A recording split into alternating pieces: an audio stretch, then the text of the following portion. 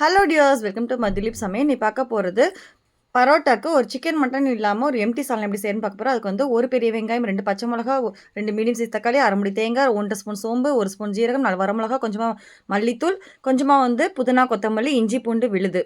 இப்போ குக்கரில் வந்து ஆயில் ஆட் பண்ணிக்கலாம். ஆயில் சூடானதுக்கப்புறம் 2 பட்டை, 2 கிராம்பு, 2 ஏலக்காய், ஒரு பிரியாணி இலை ஆட் பண்ணிக்கிங்க. ஒரு பெரிய வெங்காயம், 2 பச்சை மிளகா, தேவையான உப்பு ஆட் பண்ணி நல்லா சுருள வதக்கிக்கலாம். அடுத்து இஞ்சி பூண்டு விழுது சேர்த்து பச்சை வாசனை போகிற வரைக்கும் நல்லா வந்து வதக்கிக்கணும். அடுத்து வந்து தக்காளி ஆட் பண்ணிக்கிங்க. தக்காளி வந்து நல்லா மசியணும். அது வரைக்கும் வந்து நம்ம நல்லா வதக்கிக்கலாம். இப்போ அரைச்ச பேஸ்ட் சேர்த்து நல்லா எண்ணெய் பிரிவு வரைக்கும் நல்லா வதக்கிக்கலாம். இதில் வந்து கொஞ்சம் வந்து புதினா கொத்தமல்லி ஆட் பண்ணிக்கிங்க. கொஞ்சமாக கரம் மசாலா ஆட் பண்ணிக்கிங்க. மஞ்சத்தூள் ஆட் பண்ணிக்கிங்க. நல்லா இப்போ வந்துருச்சு.